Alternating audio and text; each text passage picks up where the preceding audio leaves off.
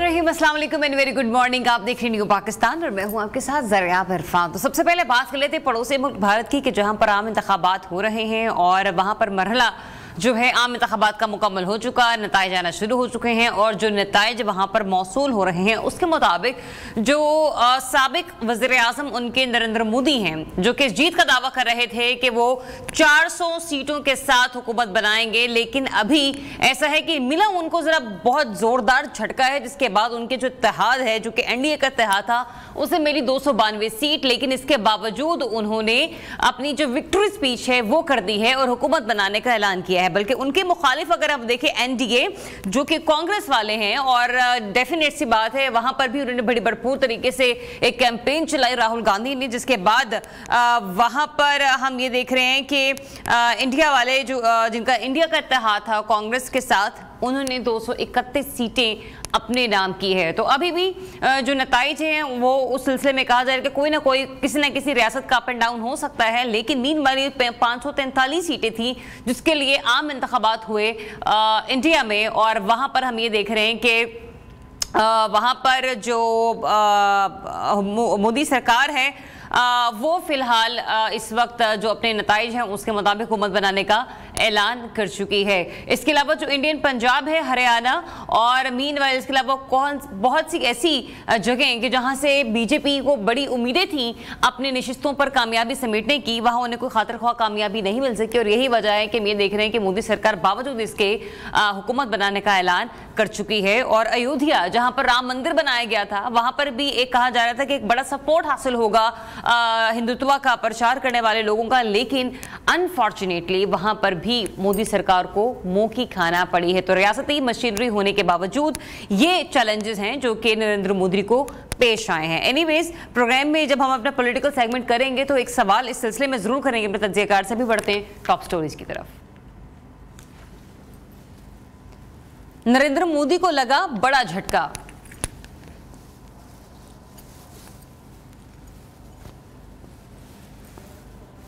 Cipher case मुस्लिम league नून का नया challenge क्या है?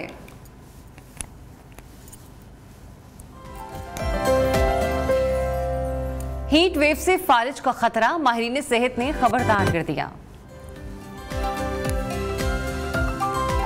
और T20 क्रिकेट मेला, खाली ग्राउंड में भरपूर मुकाबले।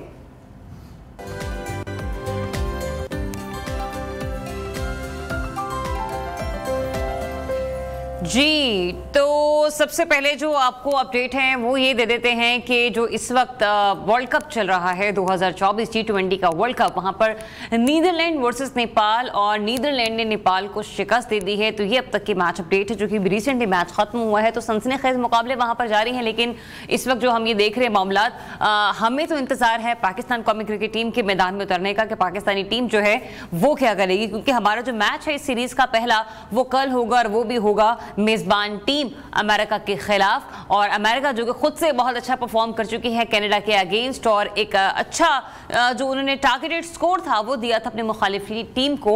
तो हमारा तो सवाली निशान हमेशा यही बना रहता है कि आया कि हम उतना स्कोर कर पाएंगे T20 में या नहीं, क्योंकि हमारा जो यहाँ पर एवरेज स्कोर चल रहा है, अभी तक हमने जितनी भी सीरीज खेली है T20 की, उसमें हम 275 280 इतना ही स्कोर कर रहे होते। लेकिन मीनवाइल जो बाकी टीमें हैं वो इस वक्त जरा कुछ अच्छा खेलते हुए, परफॉर्म करते हुए हमें और अच्छे टारगेट्स देते हुए हमें नजर आ रही हैं। तो अब्दुल समी स्पोर्ट्स एनालिस्ट हमारे साथ मौजूद हैं, उन्हें शामिल गुफ्तगू करते हैं। अस्सलाम वालेकुम एंड वेरी गुड मॉर्निंग समी। मुझे ये बताएगा ये जो नीदरलैंड वर्सेस नेपाल का मैच हुआ, जाहिर सी बात है दोनों टीमें कोई इतनी बड़ी नहीं थी, लेकिन पोल मैचेस में तो शामिल हैं और एसोसिएट टीम्स हैं। क्या देखा आपने इस मैच में, और दूसरा ये भी कि कौन सी टीम आगे चलकर किसी बड़ी टीम को टफ टाइम दे सकती है? जी थैंक यू, बहुत शुक्रिया आपका। देखिए, T20 एक ऐसा फॉर्मेट है, ये 20 ओवर की गेम होती है। इसमें एक अच्छा स्पेल और एक अच्छी बारी जो है वो अचानक से जो है गेम का सारा टेम्पो चेंज कर देती है, गेम को एक डगर पे ऐसे डाल देती है, और तमाम टीमें जो हैं वो एकदम से आपको बराबरी की सतह पे नजर आती है। अगर वनडे क्रिकेट हो या टेस्ट फॉर्मेट हो तो उसमें आपको टाइम, चूंकि टेम्परामेंट की गेम होती है, जो टीम अच्छे टेम्परामेंट और जो खिलाड़ी अच्छे संभल के खेलते हैं तो वो लंबा चल सकते हैं। लेकिन T20 में आप किसी भी टीम को कमजोर हरीफ नहीं समझ सकते। कोई भी टीम किसी भी टीम को जो है टफ टाइम दे सकती है। अब वर्ल्ड कप में थोड़ा सा मुख्तलिफ ये है कि अमेरिका के ऊपर, ये यूनाइटेड स्टेट्स में पहली दफा ये इतना बड़ा इवेंट हो रहा है और वो भी हो रहा है ड्रॉप पिचेस के ऊपर।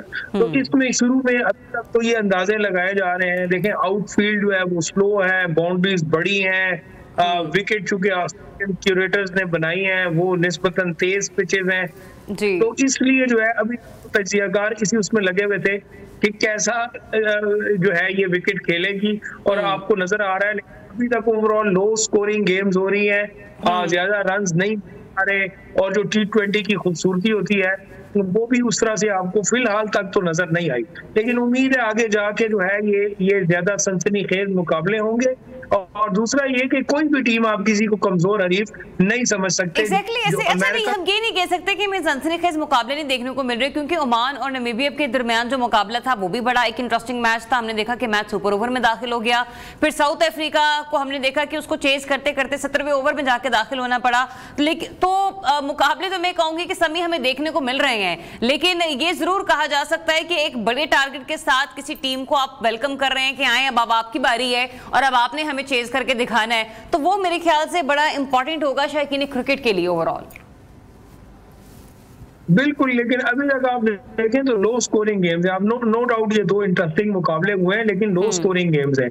ठीक है, अभी इस विकेट को देखते हुए हमें लगता है तो यही है कि लो स्कोरिंग गेम्स होंगी, लेकिन फिर भी हम उम्मीद करते हैं तो T20 में अगर आप 170-180 रन नहीं कर रहे हैं या तो आप 200-250 पे चले तो फिर वन साइडेड गेम हो जाती है, जैसे IPL में आपको नजर आता है कि उससे लोगों का इंटरेस्ट भी खत्म हो जाए। लेकिन अगर आप 100 और 100 के आगे पीछे अगर टीम्स आउट हो रही हैं तो भी T20 वर्ल्ड कप का उस तरह से मजा नहीं आएगा। लेकिन अच्छा, एक मैच है जो कि आज शाम 7:30 बजे होना है और वहां पर इंडिया वर्सेस आयरलैंड है। न्यूयॉर्क का ये वेन्यू है और इंडिया को हमने देखा है कि जब जब उसने पहली इनिंग्स खेली है तो उसने एक बड़ा टारगेट ही दिया, एक बड़ा स्कोर ही दिया, चाहे वो पाकिस्तान के खिलाफ हो चाहे वो दीगर टीमों के अगेंस्ट हो। कंपैरेटिवली आयरलैंड को इंडिया के मुकाबले में देखा जाए तो एक छोटी टीम है, लेकिन आयरलैंड ने भी जिस तरीके से ओडीआई इंटरनेशनल में खेला वो हम सबके सामने है। आपको लगता है कि अगर इंडिया को टॉस जीतकर पहले बैटिंग की तरफ जाता है तो कितना अच्छा स्कोर देने में कामयाब होगा? और दूसरा ये भी कि ये वही वेन्यू है जहां पर इंडिया और पाकिस्तान का अगला मैच होना है। बिल्कुल जी, ये जिस तरह मैंने पहले कहा ये न्यूयॉर्क में खेला जाएगा और ये ड्रॉप इन पिचेस हैं और पहली दफा इतना बड़ा इवेंट जो है ड्रॉप इन पिचेस के ऊपर आ रहा है, उसको समझना निस्बतन मुश्किल होता है। दोनों टीम के जो एनालिस्ट हैं और जो दोनों की मैनेजमेंट है उसने यकीनन अब तक के मैचेस को देख के ही इस बुनियाद पे वो अपनी टीमें उतारेंगे और मेरे ख्याल में ये विकेट जो है फास्ट बॉलर्स को सपोर्ट कर रही है, टारगेट्स कम होंगे। इंडिया भी 3 सीमर्स के साथ मैदान में उतरेगा और आयरलैंड जो है उसने गुज़िश्ता कुछ महीनों में बहुत अच्छी क्रिकेट खेली है, उसकी मिसाल आप पाकिस्तान के अगेंस्ट भी देखें तो अगरचे वो छोटी है लेकिन वो एक तरफा मुकाबला बिल्कुल भी नहीं होगा, वो थोड़ा टफ टाइम देंगे। अच्छा, टफ टाइम दिया जा सकता है। दूसरा ये मुझे बताइए कि जिस वेन्यू पर इंडिया ऑलरेडी खेल चुका होगा उसी वेन्यू पर पाकिस्तान जैसी मुखालिफ टीम जो कि मतलब यूं खेले कि बहुत पुरानी रंजिश है दोनों ममालिक के दरमियान और कहा जाता है कि जज्बात का खेल है, तो कितना एज होगा इंडिया को? एक पिच पर ऑलरेडी वो अपना एक मैच खेल चुका होगा और दूसरा उसको खेलने में कितनी आसानी मिलेगी? लेकिन वेन्यू तो एक हो सकता है, लेकिन विकेट ये है कि एक ग्राउंड में एक वक्त में एक से ज्यादा विकेट यानी कि एक से ज्यादा पिचेस होती हैं और ऐसा नहीं होता कि तो वर्ल्ड कप की जो इंतजामिया है या जो ग्राउंड स्टाफ है उनको पता होता है कि आपने जिस विकेट पे पहला मैच खेला है जिस पिच पे दूसरा भी उसी पे खेलेंगे। लेकिन इंडिया को ये एडवांटेज जरूर होगा कि वो ग्राउंड के साथ फेमिलियर हो जाएंगे, आउटफील्ड को देख लेंगे कैसा जो है वो उसके अंदर माहौल है। But at the same time Pakistan की एडवांटेज होगा कि वो देखेंगे कि इंडिया इस ग्राउंड के ऊपर कैसा खेला है, कहाँ पे उनकी स्ट्रेंथ्स हैं, कहाँ पे उनके वीक पॉइंट्स हैं। तो अगर हमारी जो टीम मैनेजमेंट है और हमारी जो भी लोग प्लानिंग करते हैं उनको ये आइडिया हो जाएगा कि एक लिहाज से पाकिस्तान टीम के लिए भी बेहतर है। अच्छा, तो फिर ये न्यूयॉर्क के जो पिचेस हैं, कमेंटेटर्स के थ्रू आपको क्या रिपोर्ट्स मिल रही हैं या आपके अपने एनालिसिस क्या बता रहे हैं कि किसके लिए बैटिंग पिच होगी या फिर ये बॉलर्स के लिए अच्छी पिच होगी? क्या प्रेडिक्शंस हैं आपकी? मैंने आपको पहले भी जिक्र किया और ये थोड़ी सी परेशान कुन बात भी है कि ये वैसे तो फास्ट बॉलर्स को ज्यादा सपोर्ट करी है, क्योंकि ये एक्सपेक्टेड था कि ऑस्ट्रेलियन क्यूरेटर्स ने बनाई है। तो ऑस्ट्रेलिया में बाउंसी ट्रैक्स होते हैं, उनके ऊपर एक्स्ट्रा बाउंस होता है और वो थोड़ी निस्बतन घास उन विकेट्स के ऊपर होती है, तो उससे जो है वो बॉल स्किड भी करता है और एक्स्ट्रा बाउंस भी मिलता है। तो अभी जो इनिशियल मैचेस में देखा गया है तो फास्ट बॉलर्स को सपोर्ट मिली है, इसीलिए मैंने आपसे कहा कि इंडिया भी जो है वो 3 सीमर्स के साथ मैदान में उतरेगा। पाकिस्तान को ये एडवांटेज जरूर है कि हमारी वर्ल्ड क्लास बॉलिंग अटैक हमारे पास मौजूद है। अगरचे वो उस दिन के मैच के ऊपर परफॉर्म करे तो हमारे लिए तो ये बेहतर है, क्योंकि हमारी बैटिंग निस्बतन हमेशा कमजोर रही है। सही। हम जो हमारी स्ट्रेंथ है वो फास्ट सपोर्ट भी फास्ट बॉलिंग से मिलेगी, तो हम इसका भरपूर फायदा हमें उठा लेना चाहिए। अच्छा, मुझे ये बताएगा कि ना अब्दुल समी, ये अमाद के बारे में पता चल रहा है, अमाद वसीम के बारे में, कि शायद वो हमारे पहले मैच के स्क्वाड का हिस्सा नहीं होंगे, जो टीम क्रीज पर मौजूद होगी या जो मैदान में उतरेगी। ये एडवांटेज है, ये डिसएडवांटेज है उनका फर्स्ट स्क्वाड में शामिल ना होना या प्लेइंग 11 में शामिल ना होना? और दूसरा ये भी कि जो भी अब बात कर रहे हैं ना हमारे पहले मैच को लेकर, अमेरिका भी एक स्ट्रॉन्ग टीम है, पाकिस्तान के लिए पहला मैच डिसाइड करेगा कि उसका आगे चलकर मोमेंटम कैसा बनेगा हमारी टीम का, क्योंकि हमारा दूसरा मैच हमारे रवायती हरीफ इंडिया के खिलाफ है। बिल्कुल जी, आप 2 चीजें आपने पूछी हैं। एक तो अगर आप मैं सही सुन पाए शादाब का आप कह रहे हैं, तो शादाब जो है नहीं, मैं इमाद वसीम के बारे में बात कर रही हूँ। अच्छा, इमाद का आप बात कर रहे हैं। देखिए, इसकी बात ये होती रही है कि शादाब से जो है बेहतर परफॉर्मेंस इमाद परफॉर्म कर रहे हैं और मौका इमाद को मिलना चाहिए, बल्ले से भी और बॉल से भी वो बेहतर परफॉर्म करें। लेकिन शादाब को कुछ वजह होगी, टीम मैनेजमेंट समझती होगी या कप्तान के इनकी टीम को इनकी जरूरत है, उनको मुसलसल टीम का हिस्सा बनाया जाता है। लेकिन तज्जियाकारों की अक्सरियत और साबिका क्रिकेटर्स इस बात पर मुत्तफिक हैं कि इमाद इस वक्त बेहतर ऑप्शन है शादाब खान से। अच्छा। दूसरा आपके सवाल हिस्सा मैं शायद मिस कर गया हूँ। दूसरा आपने एक और चीज पूछी जी, मैंने पूछा ये आपसे सभी कि पाकिस्तान का जो मैच है पहला वो है अमेरिका के अगेंस्ट और दूसरा है रवायती हरीफ इंडिया के खिलाफ। पहला मैच पाकिस्तान का मोमेंटम डिसाइड करेगा और दूसरा मैच इस बात का है, तो हमारे पहले दोनों मैचेस जो हैं वो ओवरऑल हमारे वर्ल्ड कप पे बड़े मुतासिर होंगे। बिल्कुल, देखिए, इतने बड़े इवेंट में जाने से पहले आप जो पीछे क्रिकेट खेल के आ रहे होते हैं, आपकी जो बॉडी लैंग्वेज होती है, आपका जो टेम्पो है, वो ये डिसाइड करता है कि आप इतने बड़े इवेंट में कैसे जाएंगे। अनफॉर्चुनेटली पाकिस्तान ने पिछले कुछ सीरीज में बहुत अच्छी क्रिकेट नहीं खेली और लेकिन नया दिन होता है, नई स्ट्रेटजी होती है, नई प्लानिंग होती है, इन चीजों को भूल के आगे जाना चाहिए। अमेरिका निस्बतन छोटी टीम है, लेकिन जिस तरह की एग्रेसिव क्रिकेट उन्होंने खेली है, उन्होंने दिखाया है कि उनके खतरनाक है, वो होम ग्राउंड से अच्छा फायदा उठा सकते हैं।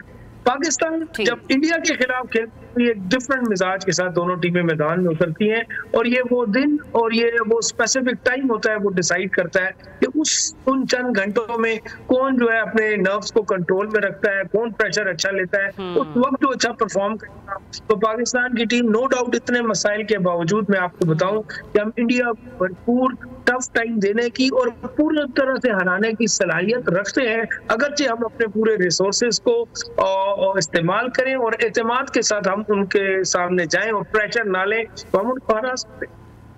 ठीक है, बहुत शुक्रिया आपका अब्दुल समी, आप हमें अपडेट कर दे डिटेल एनालिसिस ओवरऑल इस वक्त वर्ल्ड कप के जितने मैचेस हो चुके हैं और आने वाले मैचेस के हवाले से, जो कि इंतहाई 2 इंपॉर्टेंट है पाकिस्तानी टीम के लिए, Pakistan versus America and Pakistan versus India. So good luck Pakistani team. एक छोटी सी ब्रेक के बाद आपको फिर से ज्वाइन करते हैं। Stay tuned, new Pakistan.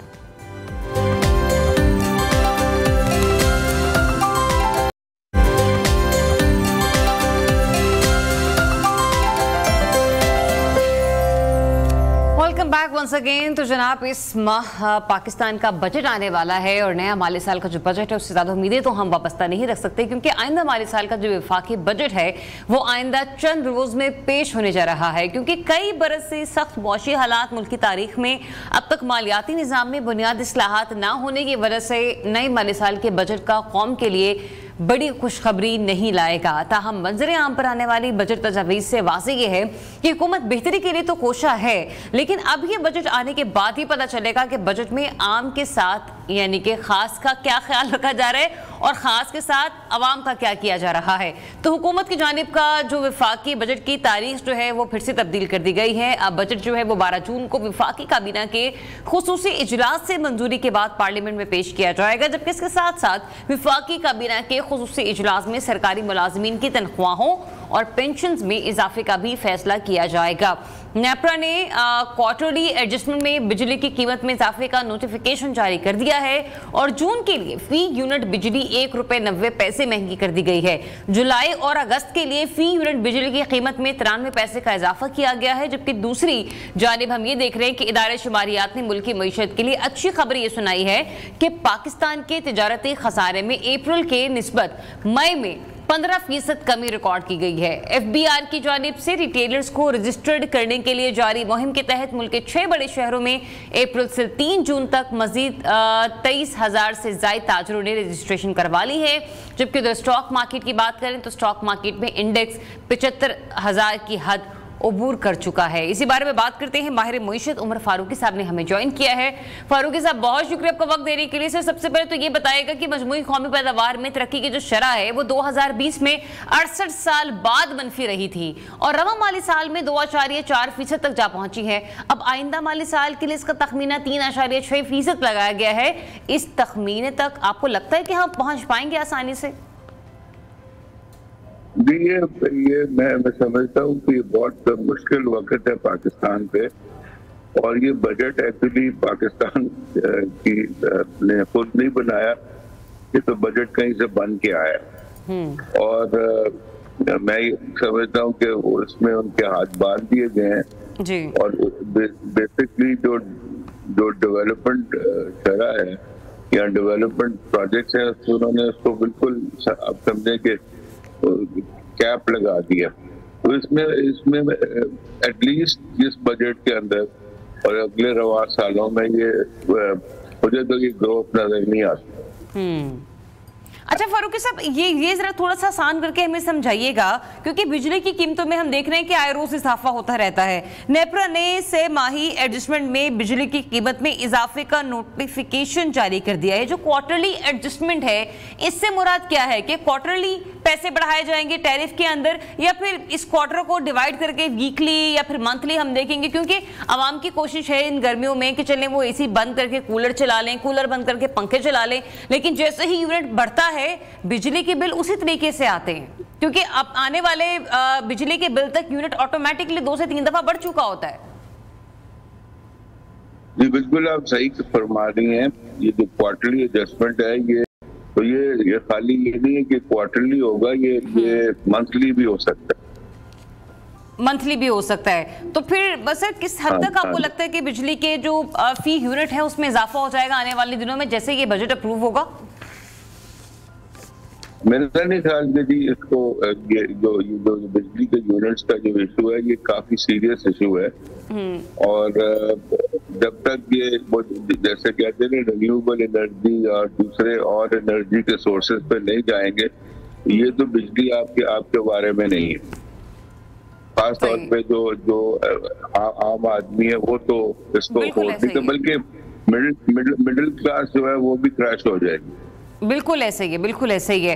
अच्छा, तो फिर सर आपने खुद भी फारूकी साहब देखा होगा बजट दस्तावेजात को, कुछ बता सकते हैं आप हमें कि इसके कितने नेगेटिव इम्पैक्ट आएगा और पॉजिटिविटी इसमें क्या होगी?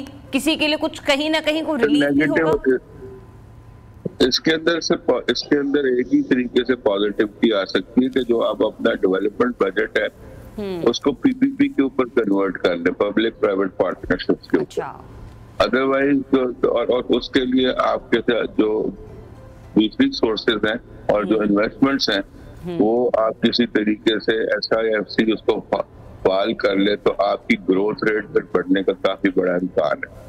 ऑल्दो अगर हम बजट को स्ट्रिक्टली फॉलो करेंगे तो फिर उसके लिए कोई पॉजिटिव चीज नहीं हो सकती। तो मेरा ख्याल है गवर्नमेंट इस पहलू पे सोच रही होगी और उसकी ऑल्टरनेट अरेंजमेंट्स वो करते होंगे। देखिए अभी प्राइम मिनिस्टर चाइना गए, होपफुली वहां से कोई चीज निकल आए।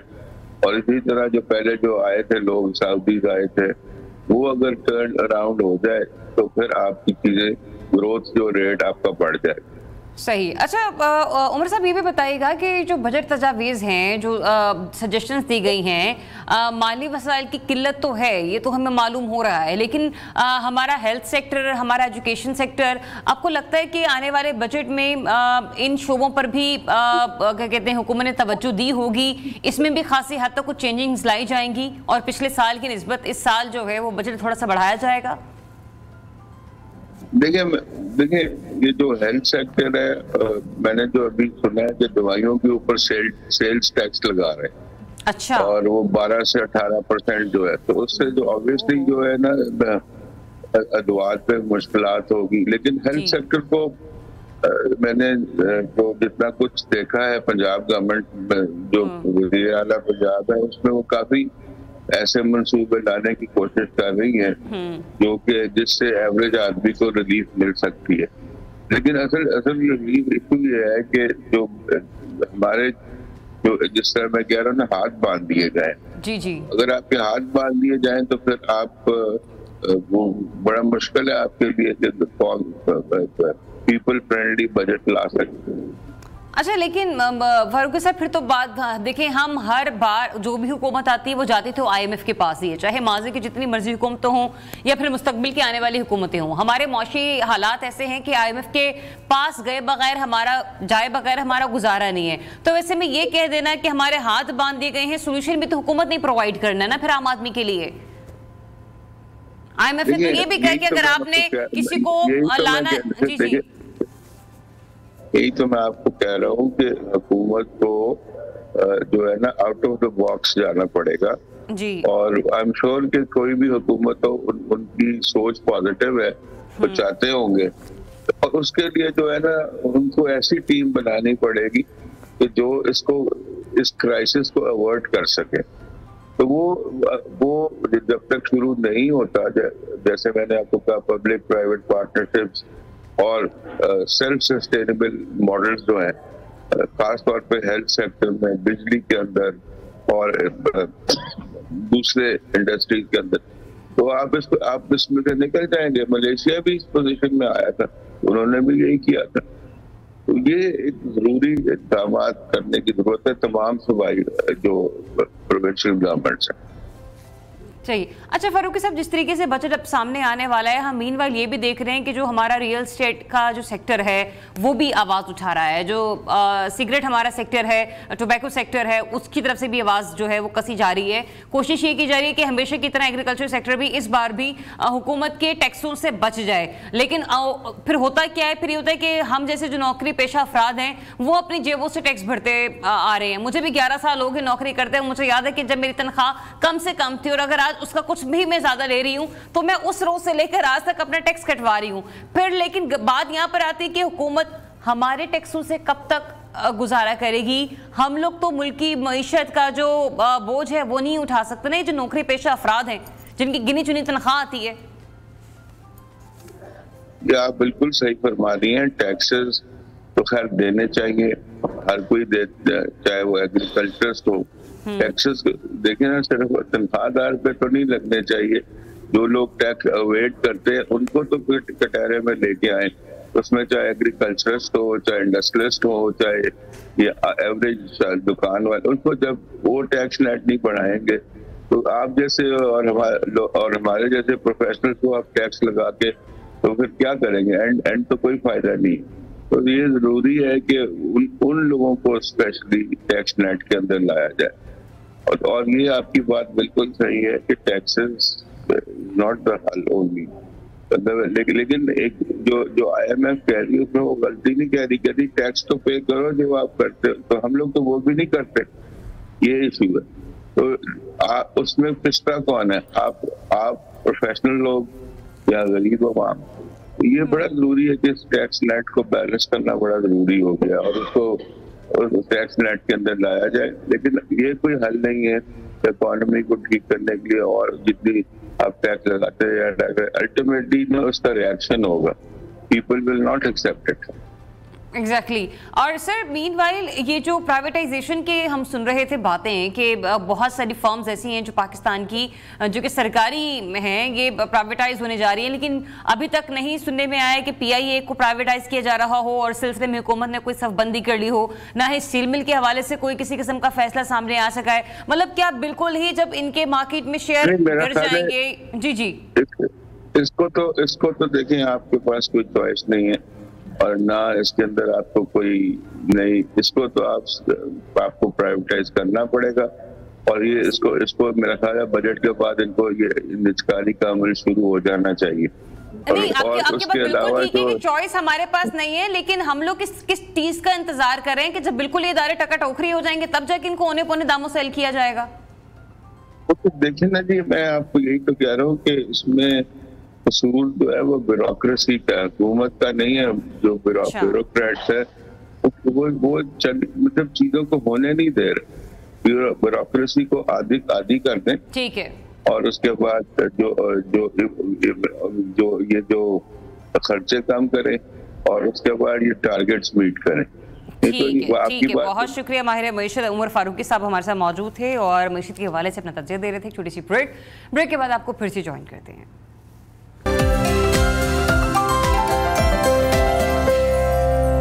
वेलकम बैक वंस अगेन जनाब। ब्रेक के बाद कुछ बात कर लेते हैं मुल्क के सियासी मामलात के हवाले से और हुकूमत इस वक्त क्या कर रही है, जरा उसकी तरफ भी नजर दौड़ाते हैं, क्योंकि प्राइम मिनिस्टर पाकिस्तान शहबाज शरीफ 5 रोज़ा दौरे पर चीन के शहर शेंजन पहुंच चुके हैं और वज़ीर आज़म का हमने देखा कि वहां पर शेंजन हवाई अड्डे पर आला चीनी हुकाम, पाकिस्तान में चीन के सफ़ीर जियांग और पाकिस्तान के चीन में सफ़ीर और आला सिफारती एहलकारों ने पुरतपाक इस्तकबाल किया। आपको ये भी बताएं कि पाकिस्तान और चीन CPEC के दूसरे मरहले के तहत दोनों ममालिक अपने रहनुमाओं की तरफ से तय पाने वाले अहम इत्तफाक राय को अमली जामा पहनाएंगे, जिसमें तरक्याती हिकमत अमली और पॉलिसी को कोऑर्डिनेशन की मजबूती शामिल है। जबकि MLN1 अपग्रेडेशन, क्वादर बंदरगाह और कराकरम हाईवे फेज 2 की बहाली समेत मेगा प्रोजेक्ट्स पर भी पेशरफ्त जो है वो मुतवक्के है। मीनवाइल साइफर केस की बात की जाए तो पाकिस्तान मुस्लिम लीग नून ने साइफर केस में इमरान खान और शाह महमूद कुरैशी की बरियत सुप्रीम कोर्ट में चैलेंज करने का ऐलान कर दिया है। जबकि दूसरी जानिब मुस्लिम लीग नून के रहनुमा तलाल चौधरी ने कहा है कि साइफर 2+2 वाला केस है, फैसले में तब्दीली भी आ सकती है। इसके साथ साथ वज़ीर इत्तलात का कहना कि डिफॉल्ट की बातें करने वालों को मजबूत मईशत हजम नहीं हो रही, सरमायाकारी रोकने के लिए ट्वीट करने वाले अपने ट्वीट से इनकारी हैं और पूरी PTI में इस वक्त कौल फेल का तजाद है। बहरहाल गवर्नर KPK फैसल करीम कुंडी ने भी एक स्टेटमेंट दी है। वो ये कह रहे हैं कि अगर मौलाना फजल रहमान PTI के साथ बैठे तो ये क़यामत की निशानी होगी। पाकिस्तान तहरीक इंसाफ के इंट्रा पार्टी इलेक्शन के मामले पर सुप्रीम कोर्ट में समाअत हुई। दौरान समाअत चीफ जस्टिस ने रिमार्क्स देते हुए कहा कि अगर बानी PTI और इंट्रा पार्टी इलेक्शन करवा लेती है तो सारे मसाइल हल हो जाते हैं। सुन्नी इत्तेहाद काउंसिल की मखसूस नशिस्तों के मामले पर अदालत ने केस की समाअत 24 जून तक मुलतवी कर दी है। इसी पर बात करते हैं, सीनियर तज्जियाकार PJ मीर साहब हमारे साथ मौजूद हैं, मजीद उनसे बात करते हैं। PJ मीर साहब, सबसे पहले तो जरा इंडिया के हवाले से मैं आपका एक राय लेना चाहती हूँ। जो रिजल्ट आए हैं इस वक्त इंडिया में वो यकीनी तौर पर वो तो नहीं थे जो कि मोदी सरकार एक्सपेक्ट कर रही थी। अभी भी उन्होंने इत्तेहादियों के साथ अपनी हुकूमत बनाने का ऐलान कर दिया है। 272 का फिगर भी अब उनके लिए कंप्लीट करना इस वक्त मुश्किल मरहला बना हुआ है।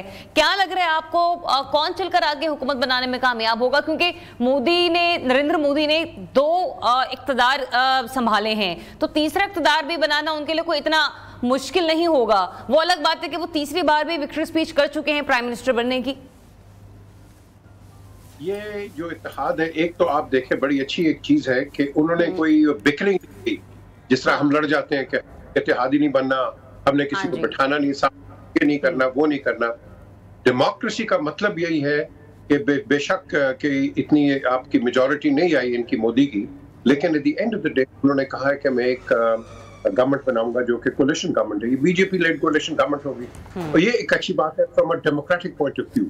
अब पाकिस्तान अगर सेंट्रिक अगर हम बात करते हैं, तो मैं समझता हूँ कि इस वक्त बिकॉज उनके साथ एक कोलिशन होगी, ये जो उन्होंने हाई हेडेडनेस अपनी 2 टर्म्स में दिखाई है टुवर्ड्स पाकिस्तान, शायद इसमें एक सॉफ्टनिंग एक अप्रोच हो।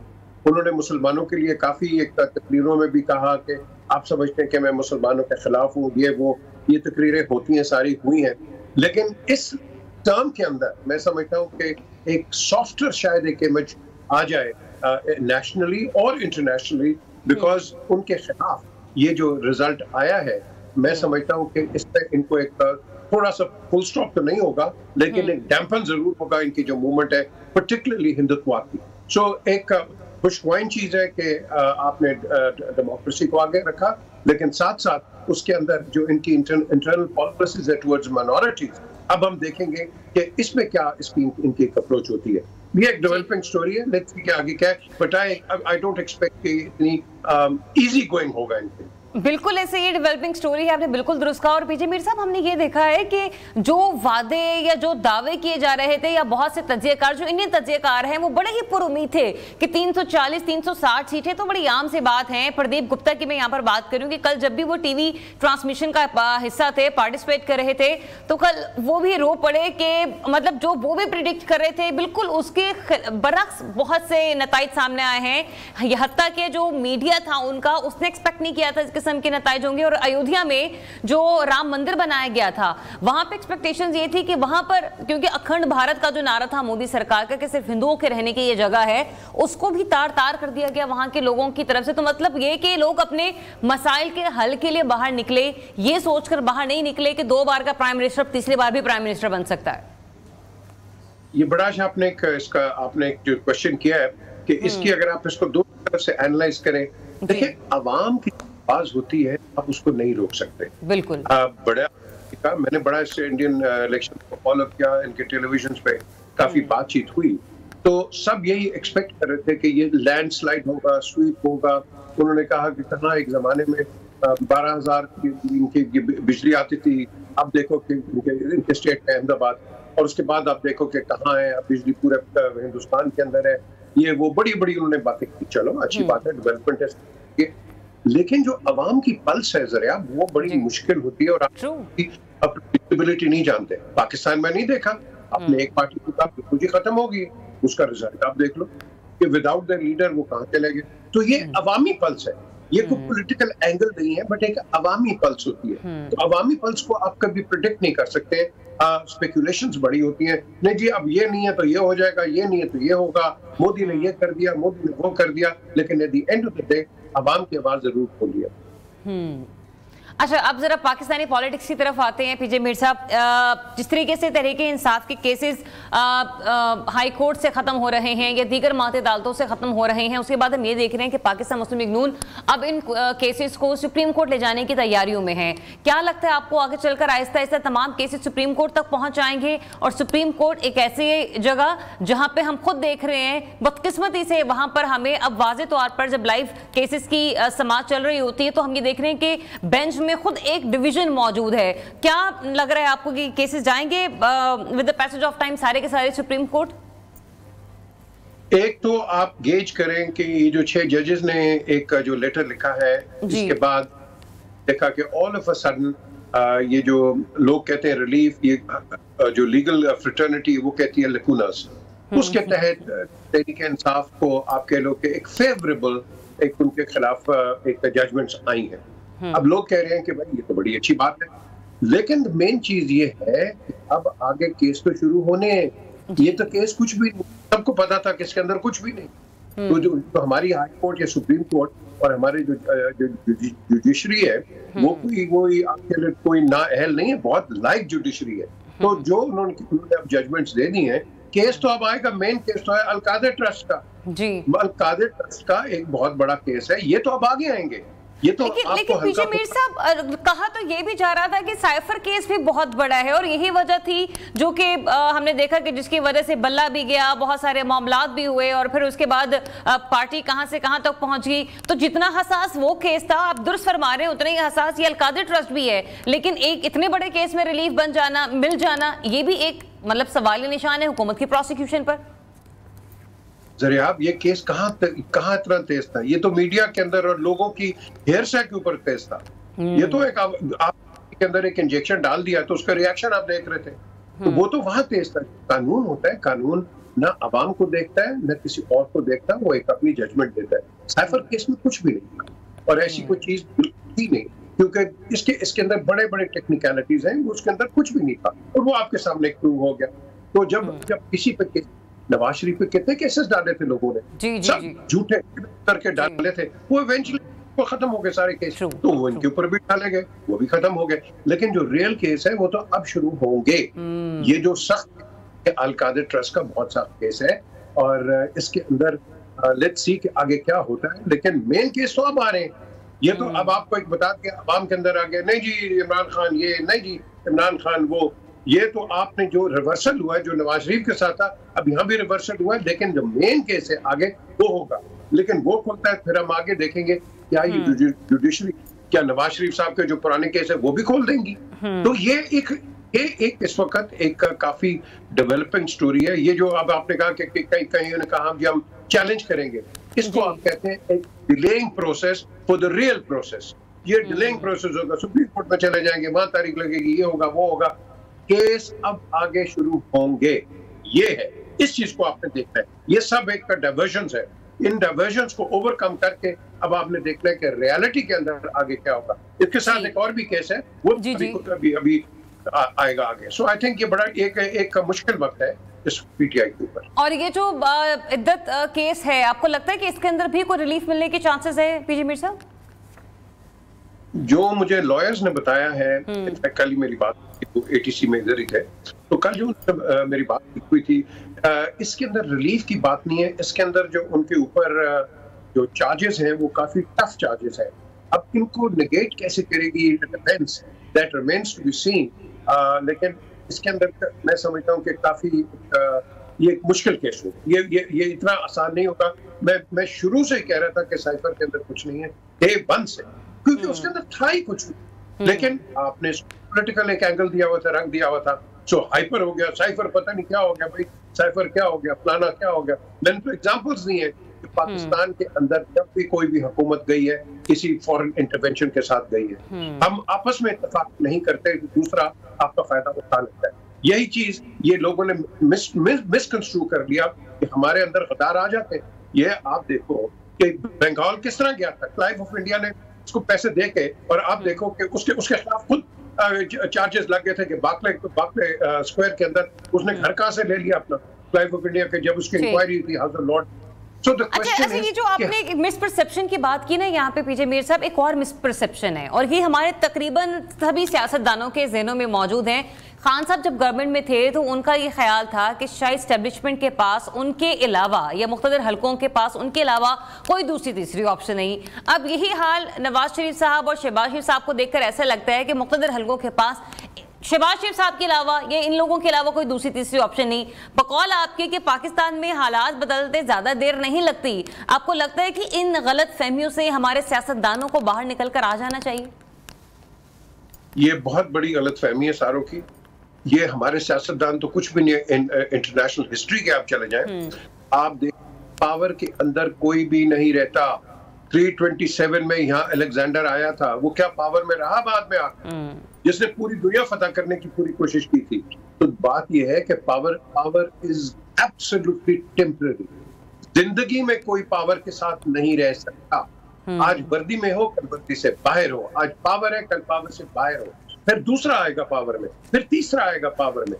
पावर एक कंटिन्यूटी, एक इलेक्ट्रिसिटी की तरह चलती रहती है। और ये आपने बड़ा अच्छा सवाल किया है। हम सबको, वेदर हम एक हुकूमत की पावर में है या एक कंपनी की पावर में या एक दुकान की पावर में है, पावर कभी भी नहीं रहती। अल्लाह ताला ने ये निजाम इस तरह बनाया है कि कोई चीज, हम खुद परमानेंट नहीं है जरा आप, तो पावर कहां से परमानेंट होगी? तो पावर जो है, इसके अंदर आपको एक बड़ी सदाकत के साथ काम करना चाहिए, संजीदगी के साथ, और एक दूसरे का ख्याल रख के काम करना चाहिए। क्योंकि पावर आपको सिखाती है। आपके पास दुनिया के अंदर एक ऐसी शख्सियत है, हमारे पैगंबर सल्लल्लाहु अलैहि वसल्लम, उनके पास कितनी पावर थी और कितना उनके अंदर इंसाफ था, ये देख लो।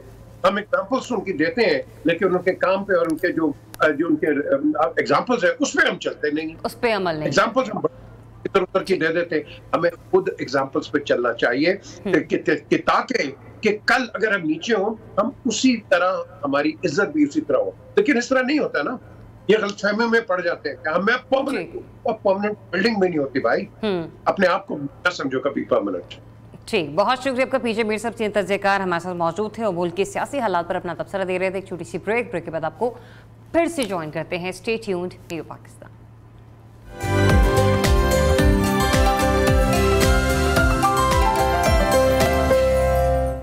वेलकम बैक वंस अगेन जनाब। ये हमारे सेगमेंट है हेल्थ के बारे में, आपकी हेल्थ के बारे में, क्योंकि दुनिया भर में होने वाली मौसमियाती तब्दीली और माहौलियाती तब्दीलियों की वजह से गर्मी की शिद्दत में चूंकि बहुत ज़्यादा इजाफा हुआ है, यही वजह है कि इसके नतीजे में बहुत सी बीमारियों समेत फालिज के केसेस भी बहुत ज़्यादा सामने आ रहे हैं।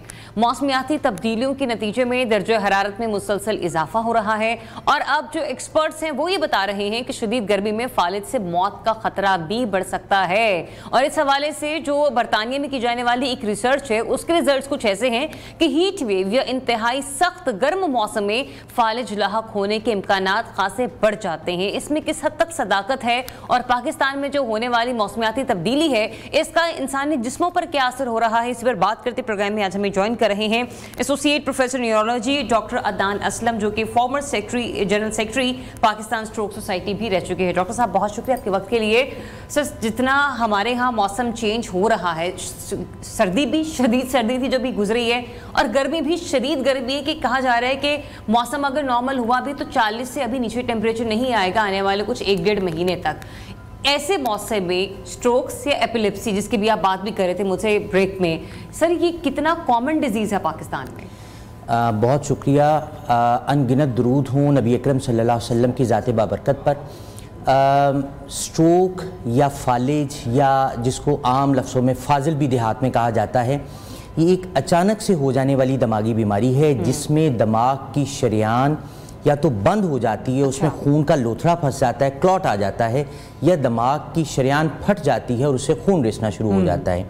फालिज की वो किस्म, वो टाइप जिसमें दिमाग की शरियान बंद हो जाती है, उसमें क्लॉट आ जाता है, ये 85% लोगों में होती है। 85% लोगों में।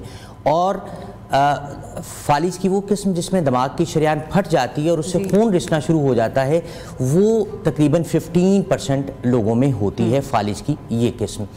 अब सवाल ये पैदा होता है ये कितना कॉमन है, जैसे आपने कहा पाकिस्तान में कितना। पूरी दुनिया की अगर बात करें तो पूरी दुनिया में 16 मिलियन लोग हर साल फालिज का शिकार होते हैं। 16 मिलियन लोग हर साल फालिज का शिकार होते हैं। 6 मिलियन लोग उनकी फालिज की वजह से डेथ हो जाती है। उन 16 मिलियन में से 6 मिलियन की डेथ हो जाती है और 6 मिलियन परमानेंट माजूर यानी मुस्तकिल माजूरी की जिंदगी गुजारने पर कॉज का पता चल सका है कि क्या वजह है कि फालिज की वजह से, फालिज की वजह से। फालिज एक जानलेवा बीमारी है। जानलेवा तो आपकी है, लेकिन डॉक्टर साहब मेरा ये कि क्या ये काबिल इलाज नहीं है जिसकी वजह से 6 मिलियन लोग हर साल मौत के दहाने पर खड़े होते हैं? जी, ये काबिल इलाज है और काबिल बचाव भी है। अच्छा, काबिल इलाज अगर हम स्ट्रोक के सिम्टम्स को अर्ली आइडेंटिफाई कर लें तो फिर इसके लिए, इसकी माजूरी से बचने के लिए और डेथ से बचने के लिए हमारे पास एक इंजेक्शन जो क्लॉट बस्टर दवाई है जो हुकूमत पंजाब की काविश से फ्री ऑफ कॉस्ट अब मुख्तलिफ अस्पतालों में अवेलेबल है, ये मौजूद है। और तो अगर ये 3 आपने कहा ना कि डायग्नोस करना, ये अर्ली डायग्नोस कितने, मतलब यानी कि महीना, हफ्ता, घंटे, कितनी जल्दी मुमकिन है? 3 घंटे। अगर आप अपनी सिम्टम के स्टार्ट होने के 3 घंटे के अंदर आप आ जाते हैं, 3 से 4.5 घंटे के अंदर सर्विसेज हॉस्पिटल की इमरजेंसी आ जाते हैं, तो ये injection free of cost available है। अच्छा। ना सिर्फ लाहौर में बल्कि इवन नारोवाल, गुजरावाला, 14 सेंटर्स हैं इनिशियली। मुल्तान में अवेलेबल है, रहीम यार खान में अवेलेबल है, बहावलपुर में अवेलेबल है। और ये इंजेक्शन फ्री ऑफ, ये 2 लाख से ज़्यादा इसकी मालियत है। अगर आप अपनी सिम्टम ऑनसेट के 4.5 घंटे, 3 से 4.5 घंटे के अंदर आ जाएंगे तो ये इंजेक्शन आपको लग जाएगा, जिससे आपकी शरह अमवात में भी वाज़ेह तौर पे कमी आ सकती है और इससे होने वाली माजूरी से भी बचा जा सकता है। ये जो आपने कहा ना कि सिम्टम्स के बारे में नॉलेज होना, ये बड़ा एक प्रॉब्लमेटिक फैक्टर है ना। देखें, लोगों को मालूम नहीं होता कि उन्हें हुआ क्या है, और अमूमन हम ये देखते हैं कि मर्ज कुछ और होता है, लोग लेके कहीं और जा रहे होते हैं, और मरीज को तो बाज़ औक़ात हम देखते हैं कि दम दरूद करवाने के लिए भी लेकर चले जाते हैं, कोई कहता है कि शायद किसी ने कोई तावीज़ कर दिया, कोई जादू टोना करवा दिया है। तो इसके बारे में भी अवेयरनेस होना बहुत ज़रूरी है। कुछ सिम्टम्स अगर आप हमें एक्सप्लेन कर दें। इसके बहुत सारे सिम्टम्स हैं, लेकिन मैं आसानी के लिए 5 सेलिएंट सिम्टम आपको बताता हूँ। अचानक से अगर खुदा ना खासा आपका चेहरा एक तरफ मुड़ जाए, ओके। अचानक से आपको एक बाजू उठाने में दिक्कत हो, एक टांग पे वजन डालने में दिक्कत हो, अचानक से आपको बोलने में दुश्वारी हो, अच्छा, या अचानक से आपका तवाज़न बरकरार ना रहे, आप गिरते चलते चलते डोलना शुरू हो जाएं और आप गिरना शुरू हो जाएं, अचानक से आपकी एक आंख या दोनों आंखों की बिनाई चली जाए। तो ये 5 सिम्टम है, बड़ा आसान है। फेस एक तरफ डेविएट हो जाए खुदा ना खास्ता, या एक बाजू या एक टांग में भी दायां बाजू दाईं टांग या बायां बाजू बाईं टांग, बोलने में दिक्कत हो, अचानक से बिनाई चली जाए, या अचानक से आपका तवाज़न खराब हो जाए, तो फौरी तौर पर करीबी हॉस्पिटल की इमरजेंसी जाइए। याद रखिए, स्ट्रोक के बाद हर गुजरते मिनट में 1.9 मिलियन न्यूरॉन डैमेज होते हैं, उनकी डेथ हो जाती है। 19 लाख खुलिए हर मिनट में उनकी डेथ हो रही होती है। तो जितना जल्दी आप इन सिम्टम ऑनसेट के 3 घंटे 4.5 घंटे, तो ये तो मैक्सिमम लिमिट है ना, आप जितना जल्दी पहुंच जाएंगे तो उतना आपकी रिकवरी का चांस ज़्यादा है, उतना इससे होने वाली अमवात से बचा जा सकता है और उतना इससे होने वाली माजूरी से बचा जा सकता है। अच्छा, ये जो आपने कहा ना कि अमवात और माजूरी, में पहले जरा माजूरी की तरफ लेकर आते हैं, क्योंकि अमवात तो हमने ये देखे कि बहुत आप प्रोलॉन्ग करते चले जा रहे हैं, तो उसके बाद जब आपकी बॉडी बिल्कुल ही काम करना छोड़ देती है तब तो आपकी मौत वाकई हो जाती है। लेकिन माजूरी में ऐसे कौन कौन से मामला है, क्योंकि आप बिल्कुल दुरुस्त कह रहे हैं, अक्सर ऐसा होता है कि बच्चों के अंदर वो इम्यून सिस्टम बड़ा लो हो जाता है, बड़ी वीकनेस वो फील कर रहे होते हैं, घर वाले उनसे कोई भारी काम नहीं करवा रहे होते हैं, या कोई ऐसा काम जिनको सर उठा के बड़ा ऊंचा सा करना पड़े तो कहा जाता है नहीं नहीं ये तुम मत करो, तुम्हें स्टिफ पड़ना शुरू हो जाते हैं। तो ये माजूरी को किस किस्म की माजूरी हो सकती है? जी मैं अर्ज करता हूँ। पहली बात तो जैसे आपने कहा बच्चों में, अब स्ट्रोक के मुतालिक ये कंसीडर किया जाता है कि ये ओल्ड एज की बीमारी है, जी, अमूमी तौर पर ही, लेकिन stroke can affect any individual at any point of time in the life. किसी भी शख्स को जिंदगी के किसी हिस्से में, एक नौज़ायदा बच्चे की पैदाइश के आधे घंटे से लेकर 70 या 80 साल या 90 साल के बाबा जी या अम्मा जी तक, इस सारे ड्यूरेशन में कोई भी शख्स बिला तफरीके जेंडर भी इसके मेल फीमेल, जी उसकी डिस्क्रिमिनेशन भी नहीं है, यानी ना मर्द होना या खातून होना पहले कंसीडर किया जाता था कि ख़वातीन में ज़्यादा, मर्दों में ज़्यादा कॉमन है, लेकिन मर्दों में ख़वातीन में भी अब शुगर की शरह बहुत ज़्यादा हो गई, ब्लड प्रेशर की शरह बहुत ज़्यादा हो गई, स्मोकिंग बहुत ज़्यादा हो गई, ड्रिंकिंग ख़वातीन में बहुत ज़्यादा हो गई, तो उनका रिस्क भी मर्दों के हम पल्ला हो गया, बल्कि रादर उनसे ज़्यादा हो गया। ब्लैक्स में मर्दों वाइट्स की निस्बत ज़्यादा कॉमन है। अच्छा, ये तो वो चीज़ें हैं, यानी हमारे इख्तियार में, उम्र हमारे इख्तियार में नहीं है, जेंडर हमारे इख्तियार में नहीं है, मर्द या औरत होना हमारे इख्तियार में नहीं है, फैमिली हिस्ट्री हमारे इख्तियार में नहीं है, लेकिन बहुत सारी ऐसी चीज़ें हैं जो हमारे इख्तियार में हैं और जिनको अगर हम कंट्रोल कर लें तो हम फालिज के रिस्क को 90 से 95% कम कर सकते हैं। अब वो क्या है? अगर आपको शुगर का मसला है और आप अपनी शुगर कंट्रोल नहीं रखते, अगर आपको बुलंद फशारे खून यानी हाइपरटेंशन का प्रॉब्लम है और आप अपने ब्लड प्रेशर कंट्रोल नहीं रखते, अगर खुदा ना खासा आपको दिल का कोई मर्ज लाहक है, आपके दिल के पट्टे कमज़ोर हैं, दिल की धड़कन बेतरतीब होती है, खुदा ना खास्ता हार्ट अटैक हुआ है रिसेंट डेज़ में, खुदा ना खास्ता आपके वेल्व्स में प्रॉब्लम है, या आपको हार्ट फेलियर का मसला है, आप स्मोकिंग बहुत ज़्यादा करते हैं, आपकी लाइफस्टाइल सेडेंटरी लाइफस्टाइल है और उसमें उस सेडेंटरी लाइफस्टाइल के साथ आप बहुत ज़्यादा जंक फूड का इस्तेमाल करते हैं, फलों और सब्जियों का इस्तेमाल बहुत कम, और जंक फूड बर्गर्स का, पिज़्ज़ा, शवारमाज, ये चीज़ें बहुत ज़्यादा हैं, कढ़ाई, ये चिकन कढ़ाई, ये सारी चीज़ें आपके खून में चिकनाई की मिकदार बढ़ा रही हैं, तो आपका फालिज का रिस्क आम लोगों के निस्बत बहुत ज़्यादा है। सो अगर आप अपनी शुगर कंट्रोल कर लें, अपना ब्लड प्रेशर कंट्रोल रखें, दिल की अद्वियात बाकायदगी से इस्तेमाल करें, शुगर ब्लड प्रेशर की अद्वियात बाकायदगी से इस्तेमाल करें, डेली वॉक करें, स्मोकिंग छोड़ दें, मुरगन ग़िज़ाएँ छोड़ दें, चिकनाई का इस्तेमाल कम करें और अपने आप को एक्टिव लाइफस्टाइल की तरफ लेके आए, तो 90% चांसेस ये हैं कि आप अपने फालिज के रिस्क को 90%। अच्छा डॉक्टर साहब, ये तो आपने बिल्कुल दुरुस्त बात की और हर क्या कहते हैं शोबे से ताल्लुक़ रखने वाले डॉक्टर सबको ये सजेस्ट करते हैं कि आपने एक्सरसाइज और मेंटेन डाइट आपने लेनी है। लेकिन जो लोग चले इस चीज़ को फॉलो भी कर रहे हैं और एक जो गरीब शख्स है उसके लिए तो 2 वक्त की रोटी भी कंप्लीट हो जाए आज के ज़माने, ये भी बहुत बड़ी बात होती है। अगर किसी को पहले स्ट्रोक्स अटैक हुए हैं, ठीक है, लेकिन उसने इसको इतना सीरियस नहीं लिया और उसकी कोई मेडिकेशन चल रही है और खुदा ना खास्ता अब नेक्स्ट कोई अटैक उसको होता है, तो आपको लगता है कि अब भी उसके पास ये मौका है कि वो सर्विसेज हॉस्पिटल जाए और जाकर अपना ट्रीटमेंट उसी तरीके से करवाए? जी बिल्कुल। हमारे ये जो इंजेक्शन मैंने क्लॉट बस्टर दवाई मैंने आपको कहा, इसके लगाने के क्राइटेरियाज हैं और वो बड़े स्ट्रिक्ट क्राइटेरिया हैं जो इंटरनेशनल जो स्ट्रोक सोसाइटी है, वर्ल्ड स्ट्रोक ऑर्गेनाइजेशन, वो जो है वो सारे एक पैरामीटर्स हम उसके ऊपर पेशेंट को जज करते हैं। अगर पेशेंट को ऐसा स्ट्रोक है जिसके अंदर दिमाग की शरेयान नहीं फटी, खून नहीं रिस रहा, दिमाग की शरेयान फट के खून नहीं रिस रहा, फालिज है और वो इतनी मैग्नीट्यूड का फालिज है कि वो हम जिसको एक ख़ास स्कोरिंग में हम उसको जज करते हैं, गेज करते हैं। अगर हमारे उस स्ट्रिक्ट क्राइटेरिया के ऊपर वो पेशेंट फॉल करता है तो हम फौरी तौर पर उसको वो इंजेक्शन ऑफर करते हैं। और इंजेक्शन जब ऑफर करते हैं ये बिल्कुल फ्री ऑफ कॉस्ट है। अगेन मैं बता रहा हूँ, ये हुकूमत पंजाब का बहुत बड़ा इनिशिएटिव है। हुकूमत पंजाब ने प्रोविंशियल स्ट्रोक मैनेजमेंट सेंटर के नाम से एक अथॉरिटी बनाई है जिसमें 14 सेंटर्स हैं और वो आप अपने फार फ्लंग एरिया में अगर भावलपुर बैठे हैं तो आपको वही फैसिलिटीज मिल रही हैं जो लाहौर में सर्विसेज हॉस्पिटल में मिल रही है। अगर आप